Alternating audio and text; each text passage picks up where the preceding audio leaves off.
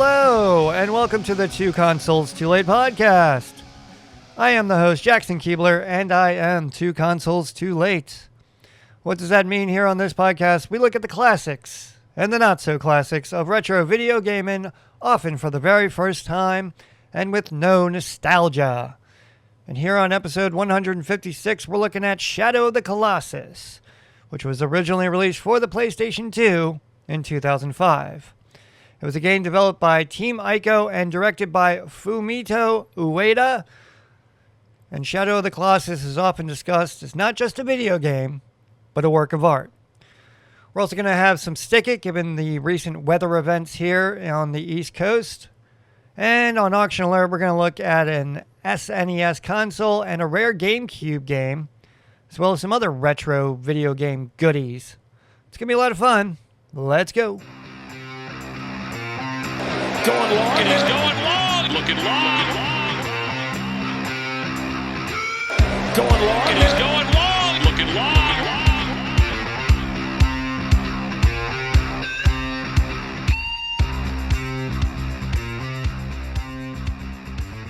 All right, what's going on with the PS1 long box collection? Well, I just picked up two lots of games, one from the Shop Goodwills and one from the eBays. The Shop Goodwill lot included Bust-A-Move 2, Extreme Pinball, and a complete in-box copy of Gex. I got a copy of Gex without the manual, and it was bothering the shit out of me, and I just couldn't help that. I just couldn't abide that at all. So I got that rock out of my shoe. And then I got myself a Dopamine Rush. I just went on the eBays and just picked a random lot of PS1 long box games. And out of that lot, I got Jupiter Strike, Lemons 3D, and Revolution X. So this past Saturday, I did my usual live stream. Every Saturday at 7:30 a.m., I live stream to the Twitch and YouTubes.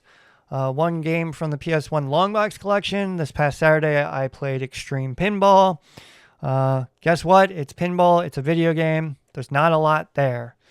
I don't know if you got like a high score or anything, if you could unlock other cabinets or anything. There was no option to like turn your TV vertical to make it look more like a pinball cabinet.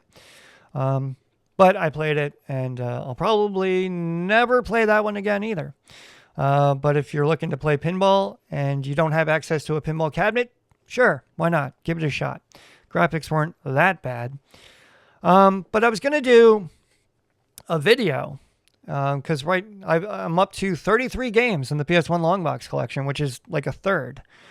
So I was going to do like a state of the long box collection video for the YouTubes. But I just kind of lost steam with it. So I just kind of took a picture of all the games laid out. I tend to be kind of a perfectionist sometimes. Like, just the lighting wasn't right. The setting wasn't right. I was really finicky about it, and I was going to do another setup, and I just sort of lost steam on the whole thing and just gave up. So anyway, I might still do it, just for my own personal satisfaction. I'm not chasing the algorithm here at Two Consoles. Please like and subscribe, but the return I get is, the fact of knowing that you enjoy my content. Any monies, I'm not making any money. All right, so anyway, lots of games have been acquired. Might still make the video, but every Saturday I'm going strong, 7:30 a.m. It's usually like 7:45. By the time I make my coffee, get everything set up, and get going, it's usually about 7:45. So you'll have to forgive me for that one, all right? All right, let's jump right into this. Shadow of the Colossus. But before we do that, we got to do a Stick It. So here in Baltimore, Maryland, 2 weeks ago, we had a cataclysmic event happen here.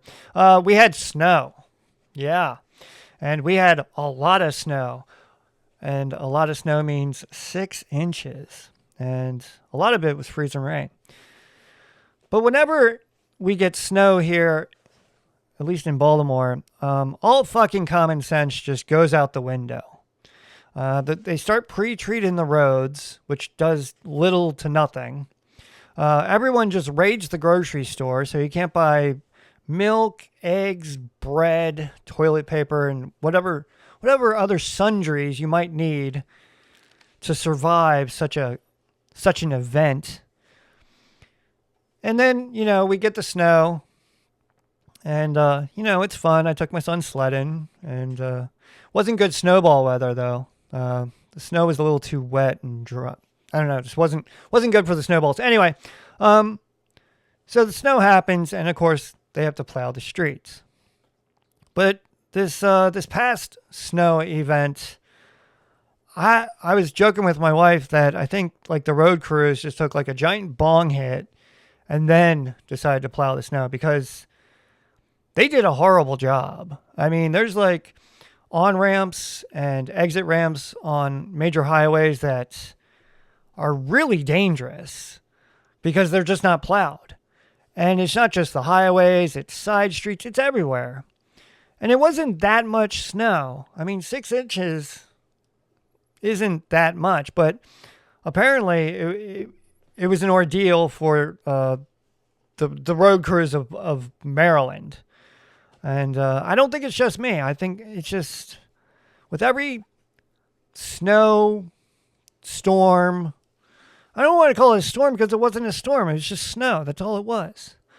But it seems like with every snow event, and now they name the damn things. I think this last one was like named Arian or something. Anyway, it seems to just get worse and worse and worse. And I think people just need to kind of take a step back, take a deep breath, and just calm down. It's just snow, all right? But no, you have to get in your car and drive really badly on poorly paved roads to get your milk and bread. Anyway, so it's been an ordeal, but we survived, and it's been so cold, the snow is just not melting. I would really like the snow just to go away. I'm ready for spring. I'm ready for baseball.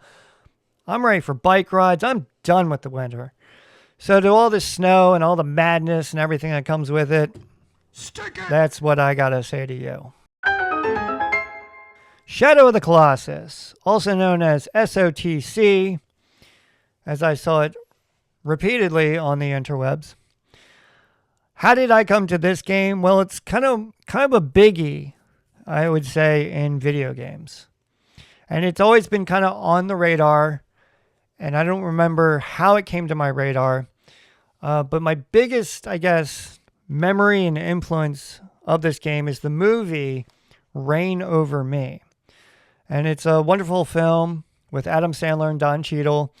Adam Sandler plays a man who lost his family in 9/11, and he rekindles a relationship with his college roommate, played by Don Cheadle. Wonderful film. It's on Tubi. Check it out.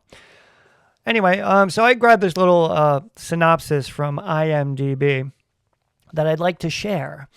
The video game that Adam Sandler and Don Cheadle play is Shadow of the Colossus from 2005. It is a game about a man who slays colossi in an attempt to bring a woman back to life. Early scripts had Sandler play a simple 1980s-style game until editor Jeremy Rausch recalled that his own father watched the movie Aliens from 1986 obsessively as a thinly veiled kind of Vietnam veteran kind of story.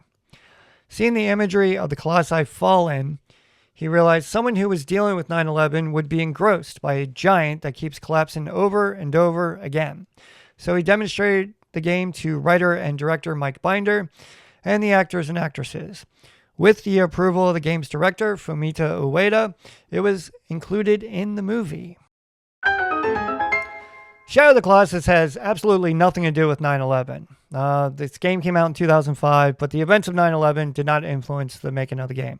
But much has been said about this game, and here I am adding more to the pile.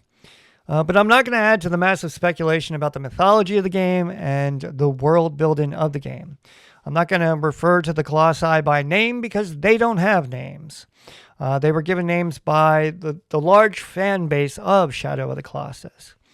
It's just Colossus 1 through 16, and my favorite was the 12th.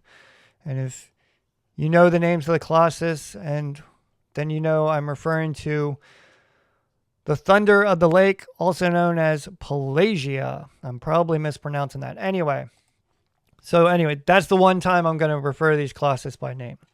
But no, these Colossi do not have names. And I just like tripped on the word Colossus. It's Colossi. And it's a mouthful. So no wonder it got abbreviated down to SOTC. Much like BOTW, which I can see. We're going to talk about how SOTC influenced BOTW later. But when it comes to Shadow of the Colossus, you have to defeat the Colossus 1 through 16. There is no reverse boss order.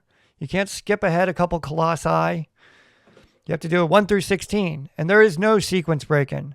There is no cheese-in. There's a glossary word. You have to defeat the Colossus in order. The speed run record for Shadow of the Colossus is 56 minutes and 17 seconds. But who cares? I think if you're speed running Shadow of the Colossus, I think you kind of missed the point. But unfortunately, I think we have this need to sort of codify things in order to understand them better and kind of bring them down to our level. We need to speed run the game. We need in-game pickups. We need fast travel systems. We need these things. And this game just doesn't have them because this is not your typical, what I call a gamer bro game. And I have a little soundbite of some gamer bros later.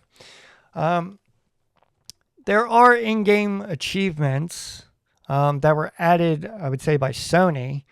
But I just felt that sort of cheapened the entire experience of Shadow of the Colossus. Shadow of the Colossus is visual storytelling at its best. And I think it's a really good statement on video games that came out 20 years ago. And I think the statement that was made then is still valid today. All right, so a little history of the development of Shadow of the Colossus. Shadow of the Colossus was released in October of 2005 in Japan and North America, and in early 2006 in Europe. Shadow of the Colossus was developed by Team Ico, a small internal studio at Sony Computer Entertainment Japan. The team was led by Fumito Ueda, who had previously directed Ico in 2001. Originally, Shadow of the Colossus began as a prototype known internally as Nico, short for Next Ico. Early concepts revolved around a team of characters battling giant enemies, but Ueda eventually discarded the multiplayer and companion elements. What remained was a solitary protagonist facing overwhelming opponents alone. Technically, the game pushed the PlayStation 2 hardware to its limits. Large environments, massive animated creatures, real-time physics, and dynamic lighting were all ambitious for the system. As a result, the game struggled with performance issues, including frame rate drops, glossary word. Rather than delay the project indefinitely, the team accepted these compromises in order to preserve the core vision. There's a great interview on Shmuplations with Fumito Ueda. I referred to it a lot in my research, but I'll put a link in the show notes because I think there's a lot of insight into the making of this game, so be sure to check that out. All right, so what is the story and the premise of Shadow of the Colossus? Well, it's very simple. And it's so simple, we're going to go first to the manual, how they explain it. And it's basically a paragraph. Introduction, ... In an undisturbed land, protected by a bridge of unimaginable design and a temple of untold fear, a legendary myth of colossal beings exists. Miles of peaceful land plays host to these creatures resembling mountains, both in size and intimidation. As these colossi roam the unbound land freely and peacefully, all right, that's important, we're going to come back to that, it is said that within each colossus holds a secret to an unimaginable power of bringing the dead back to life. Having trouble with that word, unimaginable. So that's right out of the manual. That's how they explain the story. But according to artificial intelligence, also known as ChatGPT, they have a different synopsis of the story, and here it is. The player controls Wander, a young man who enters a forbidden land carrying the body of a woman named Mono. Mono has died under unclear circumstances, implied to be the result of a ritual sacrifice. Wander seeks the help of Dorman, a mysterious entity sealed within an ancient temple. Dorman promises to resurrect Mono on one condition. Wander must destroy 16 colossal beings scattered across the land. These beings, known simply as Colossi, are not actively threatening the world. I'm going to drive that point home again. The Forbidden Land itself is vast, empty, and quiet. There are no cities, there are no signs of daily life, and there's no clear indication of when or where the game takes place. The environment feels ancient, abandoned, and unresolved. All right, now here are two consoles. I'm going to give you my plot synopsis. All right? You stole a fucking sword. All right? You also stole the body of a maiden. Her relationship to you is unclear. You don't know if it's your wife, your girlfriend, your mother, your sister. You just don't know. So you got a sword, you got the body of this girl, and you are now trespassing on a forbidden land in order to bring her back to life. And an out-of-body godlike voice says, okay, I can help you do that, but you got to do something for me. It's a devil's bargain. It's very Faustian for all you English majors out there. And there's this great little snippet from those Shmuplations interviews, and this is Fumita Ueda talking about the relationship with Mono.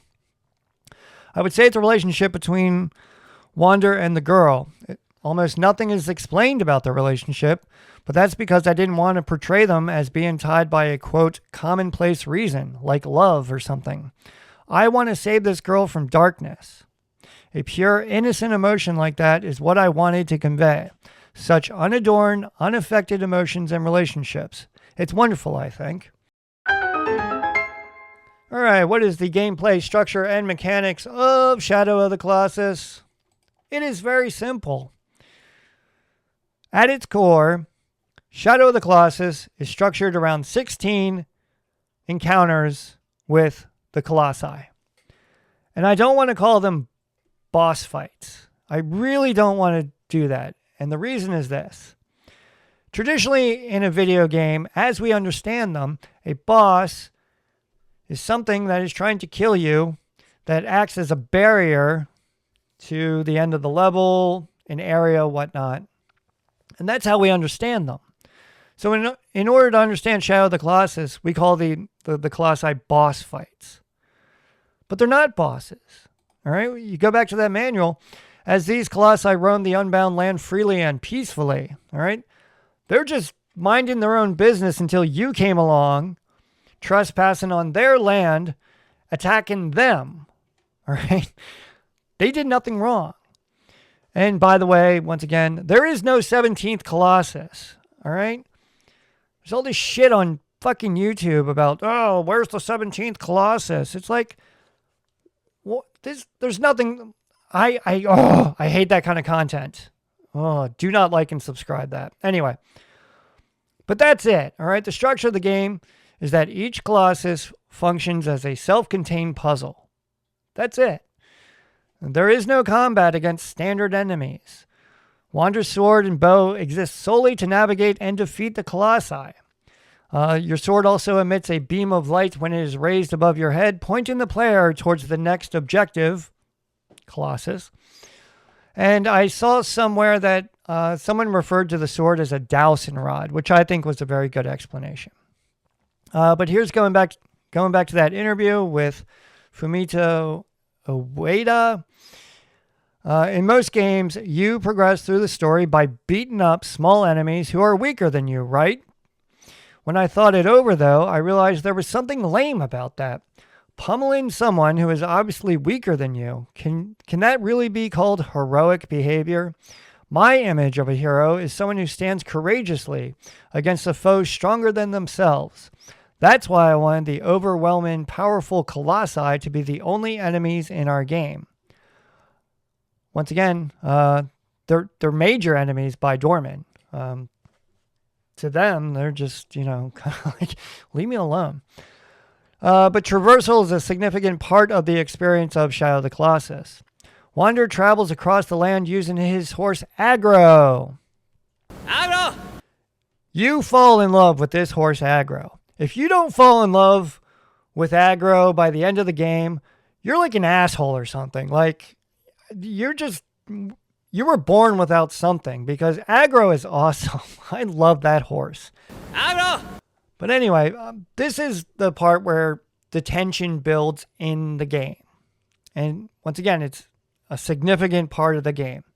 There's this 5 to 10 minute gap, we'll call it, between the time you leave the temple and you get to the next Colossus. All right? When you get to the next Colossus, the screen goes to letterbox, and there's like a small cutscene of Wander arriving in the setting of where the next Colossus is. Typically, you're riding Aggro. Aggro! I think if you're not riding Aggro, like if you just ran into the area, I think the cutscene's automatically set so that you're riding Aggro. Aggro! God, I love that horse. Anyway, so you arrive like where the Colossus is, but they're not just sitting there waiting for you. You kind of have to seek them out. And then once you cross their path or whatnot, you get another cutscene of the Colossus emerging to full stature. And that's it. It's you and the Colossus, and it's a battle to the death. So I'm not going to lie, I cheated. I had to go to the internet for every Colossus, except for one. One Colossus I figured out on my own, and I was rather proud of that. But I did go to the internet. Is it cheating? Yeah, I think it's cheating. But I think it's permissible today in the 21st century. But anyway, each Colossus must be studied before it can be defeated. Players are required to identify the weak points, typically marked by glowing sigils, and physically climb the creature in order to reach them. Now, a lot of people on the interwebs have trouble with the pronunciation and the definition of sigil. So I'm going to give it to you. A sigil is an inscribed or painted symbol considered to have magical power. I guess, I don't know, having somewhat of a geeky background, that word came with no difficulty, but a lot of people were like, sigil? What's a sigil? Sigil? Yeah, it's sigil. Anyway, combat, once again, air quotes, if you can call it that, is not about reflexes or button combinations. It's about patience. It's about observation. It's about endurance. Many of the encounters involve waiting for the Colossus to move into a certain position before acting. This game rewards restraint more than aggression.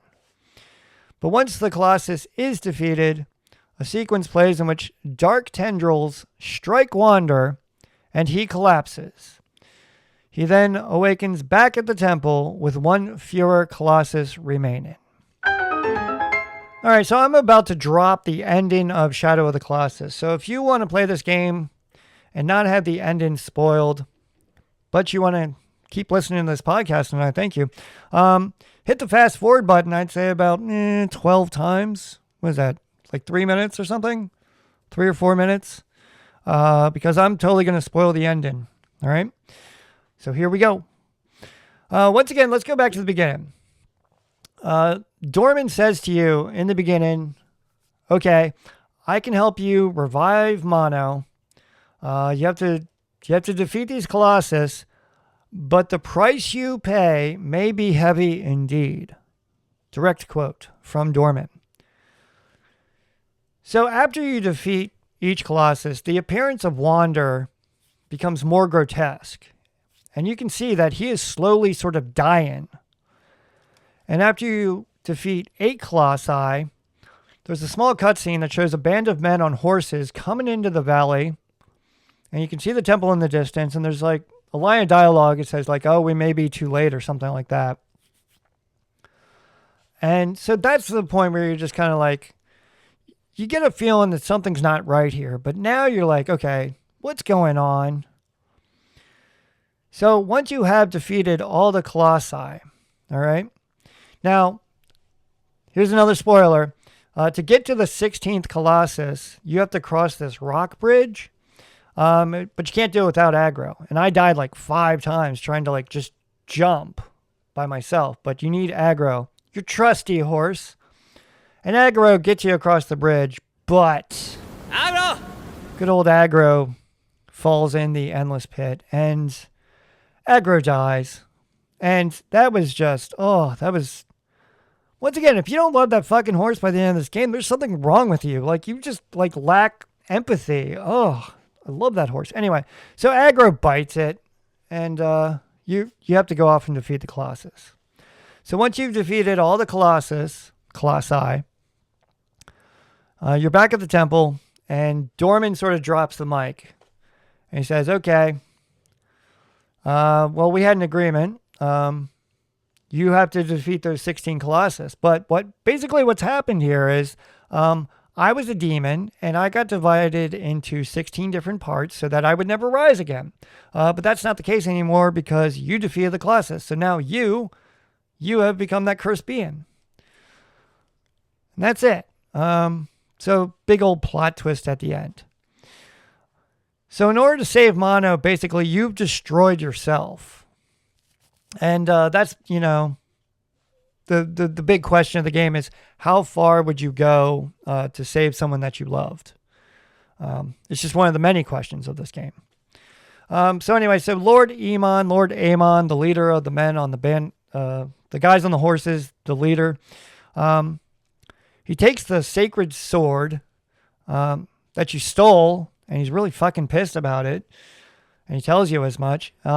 He's like, basically like, you know what? We did this once before where we had to seal away this evil demon, and now we got to do it again. All right? Everyone get the fuck out of here. And he throws the sword into the temple and seals you away for eternity or whatever. But Mono is revived, and Aggro does return. Aggro! But Aggro has a broken leg. And so as Mono is walking through the temple, now revived, she finds a baby at the bottom of this well. And this baby has horns, much like Wanderer. And they walk to a secret hidden garden, you and Aggro with a broken leg. And this secret garden is full of life with deer and squirrels and flowers. And so there's this kind of ambiguity of like, are you given a second chance? That's it. All right. There's no alternate ending. There's no secret ending. There is no 17th Colossus. So what are my thoughts and final conclusions, impressions of Shadow of the Colossus? Well, there are many. And I'm going to get into that now. We're getting a little long in the tooth, but this was a big game for me. But Shadow of the Colossus is a game for snobs, and I am self-admittedly a snob. I feel that if you're going to play Shadow of the Colossus, this game has to be played on a big screen. Going back to the movie Reign Over Me, Adam Sandler's character plays Shadow of the Colossus on a projection screen, which is, once again, just the enormity of this game. I think I can't imagine playing this game any other way. I mean, this game is absolutely beautiful. Now, once again, I played the 2018 PS4 re-release of the PS2 game. And I kind of had this sort of inner struggle, turmoil, whatever, of whether I should play the original or whether I should play the reissue remaster. So I put it out there on the interwebs, which version should I play? And for the most part, the responses were, you know what, just go ahead and play the PS4 version because there's absolutely no change between the original and the remaster. They didn't change the game. They didn't change the Colossus. They didn't really change the controls. The game's only made better. And so much that I kind of wish I had a PS4 Pro because I think it just would have made this game more beautiful. But c'est la vie. I think to play this game on PS2, it would have lost something. You know, the stillness of the forests and the sounds of the waterfalls and all that. Something would have been lost with a lower fidelity graphics and a frame rate loss. So I'm really glad that this game got reissued because I think it really deserved it. But that all being said, I say, okay, if you're going to play this game, play it on a big screen, 32 inches or bigger. All right, all right. That's how snobby I'll get. Anyway, but if you play SOTC like on a Steam Deck, or you emulate like on any sort of handheld device, that's like putting ketchup on a steak. All right. If you're trying to unlock achievements when you're playing this game, if that's a thing to you, stick it. Okay, that's not what this game's about. And stick it, I mean, stick it is a phrase that I would, I usually utter after defeating a boss. But there are no stick it moments in Shadow of the Colossus. So after you defeat a Colossus, at least personally, I just felt this weird, huge sense of sadness and regret. I mean, because every Colossus dies rather pitifully. And then, as we just heard in the ending, ultimately you're sticking it to yourself. And it was weird to play a game like that. It was weird to defeat not an enemy, not a boss, but to overcome this thing. And then where normally you feel, I guess, joy, elation, whatever feelings you have, you didn't have that with Shadow of the Colossus. Once again, there was a regret. And to watch the Colossus fall so miserably, I think that was done on purpose by Team Ico. There were no accidents in this game. That all being said, Shadow of the Colossus, there are no pickups. There are no NPCs. There are no towns. The only structures that appear in the game appear to be ruins, like much of the landscape. And there's all these questions. What happened? Who lived here? But once again, we need answers in order to feel comfortable with this game. Like, where's the catchy soundtrack, huh? Where's there a blacksmith that can make the power of my ancient sword better so I can defeat the Colossus quicker? Where do I find the most lizards and the most fruits? What happens if I unlock all the shrine temples scattered throughout the land? There's all these kind of questions, at least I found myself asking, because I'm typically used to like a typical, let's call it like Zelda-like game.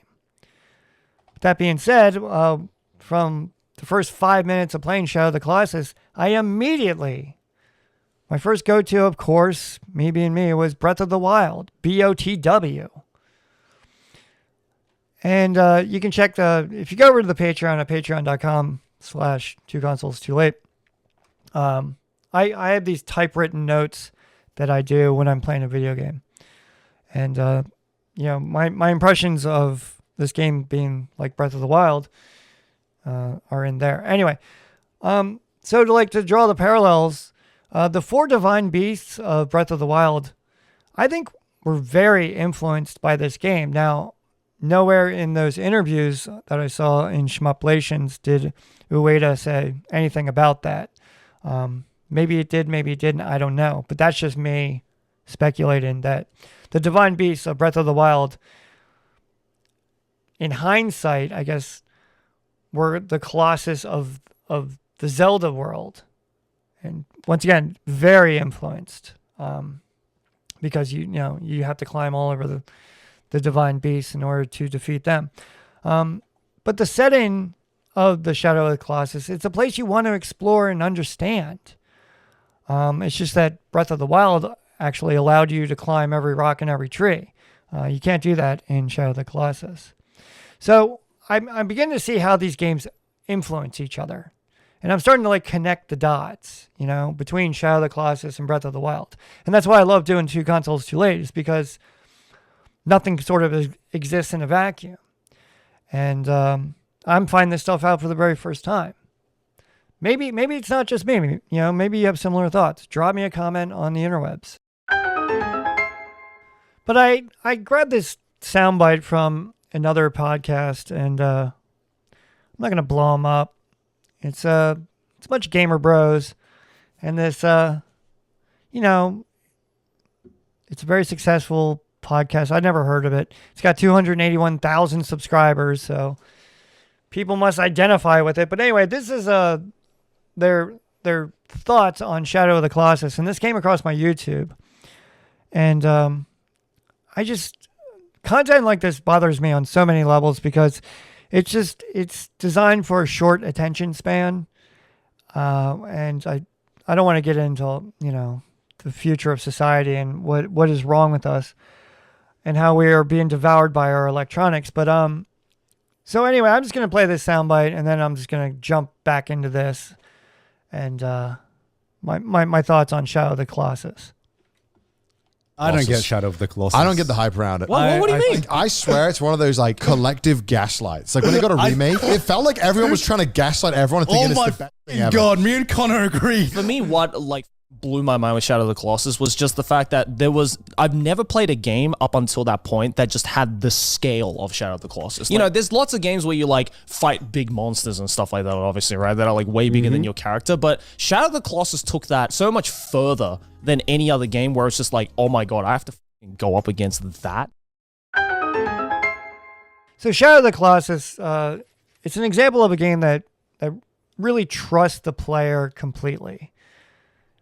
It simply presents a world and a task and a story and the consequences of your actions within the game. And it's been 20 years since this game was released. And as we can see in that soundbite, this game continues to provoke discussion. Not because it gives answers, but because it refuses to. And I really like that about SOTC. You can explore the world. You can hop on good old aggro and run around and see all the different things, but there's nothing there. Once again, there's no in-game pickups. There's nothing. There is a thing where you can time attack the Colossus and try to defeat them within a certain amount of time. And for that, you do get in-game rewards. But ultimately, that doesn't change anything. Now, is Shadow of the Colossus a masterpiece? I saw a couple videos on YouTube that referred to SOTC as a masterpiece. And I think like any good piece of art, whether it's a song, a painting, a book, or in this case, a video game, whether you like it or not, it's going to provoke some thought. And this game definitely did that. Am I going to replay it? Definitely, yeah. I found this game to have a calming effect. I found it very meditative. Before you even press the start button, there's like a load-in screen or what have you. It's just aggro by himself running around the landscape of Shadow of the Colossus. And I could just watch that for an hour. It's just so wonderfully beautiful. I was thinking if I had like a man cave and I wanted to show off my setup to all the visitors here at the studios of Two Consoles, I would probably pop in Shadow of the Colossus to highlight my setup, because it's visually wonderful. The soundtrack is very dramatic once again and orchestral. So is Shadow of the Colossus a masterpiece? I'm going to leave that up to you. I'm not going to say yes, but I think it's a damn fine good piece of art. Would I try to get good at Shadow of the Colossus? I forget what my time was. My finish time was something like 8 hours. I don't know. But once again, what's the point? If I had finished a couple hours sooner, would have I gotten a better ending? No. I played Shadow of the Colossus because I wanted to experience this game. It's always been on my radar for some time, and I'm really glad that I played it. And I highly recommend it. But I'm going to get on my soapbox. This game is not for everyone, like we heard in that soundbite. And I'm not trolling that podcast. It just shows the dialogue that comes with this game. Some people feel kind of stupid when they're playing this game and they don't get it. And you know what? I like that. I like things that challenge the status quo. And Shadow of the Colossus definitely did that. So it's a huge thumbs up here at the podcast. Once again, if you're going to play it, I recommend the PS4 version. It's not expensive. But we're going to look at some things that are expensive on Auction Alerts. Auction alert.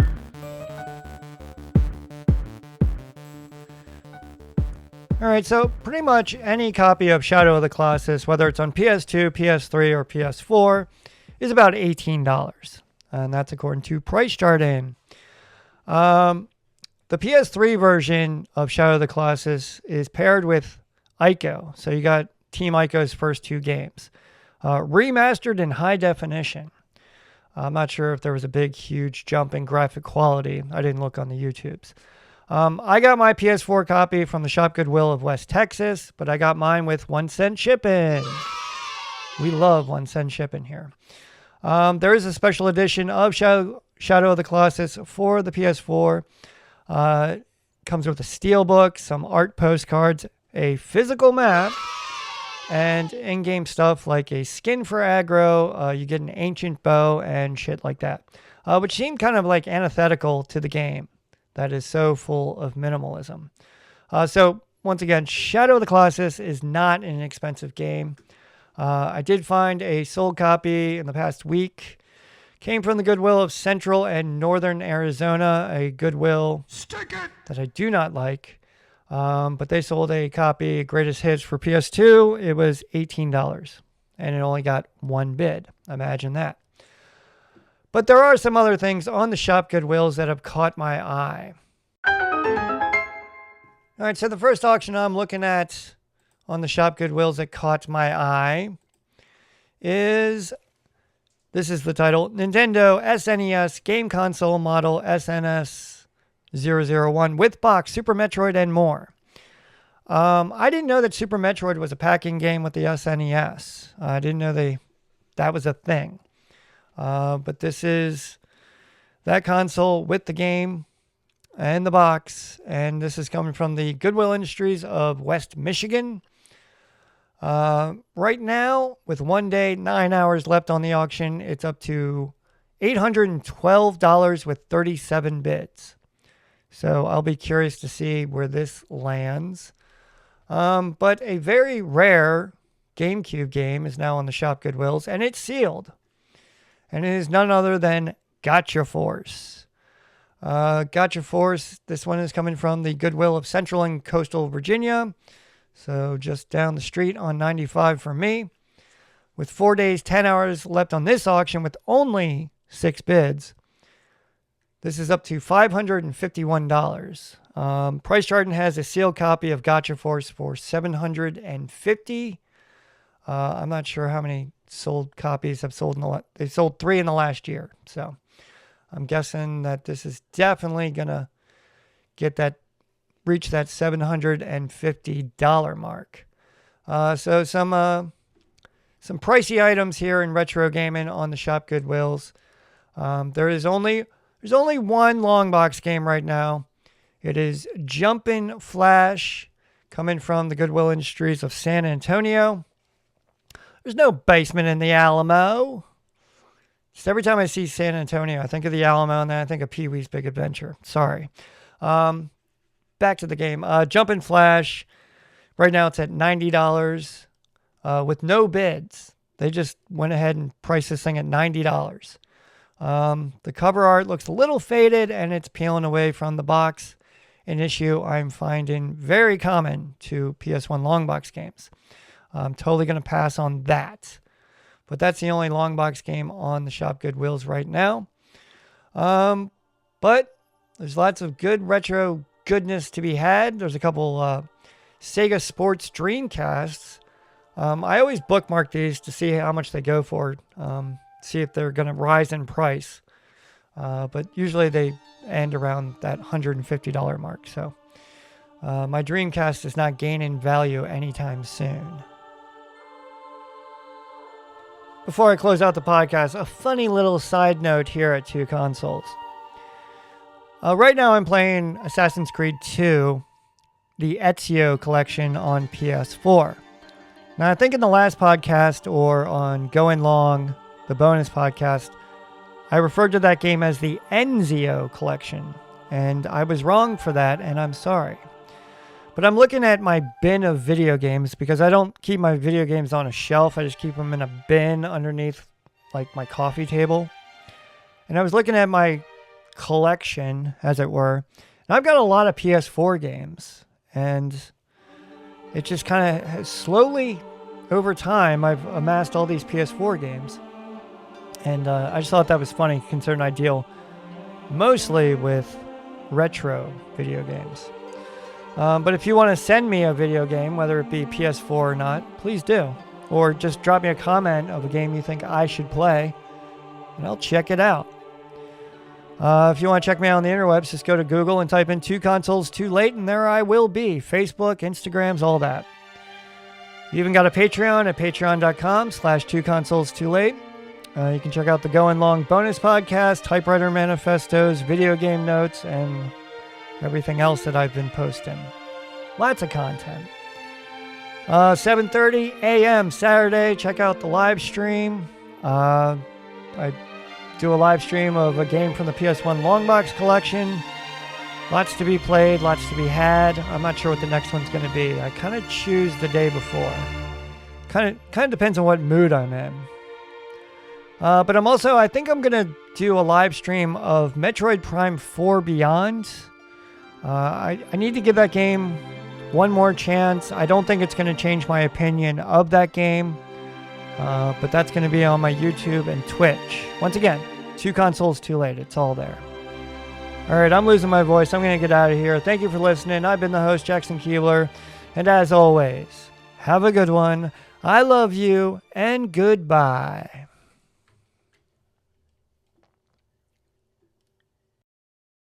So once again, there's a lot of ambiguity.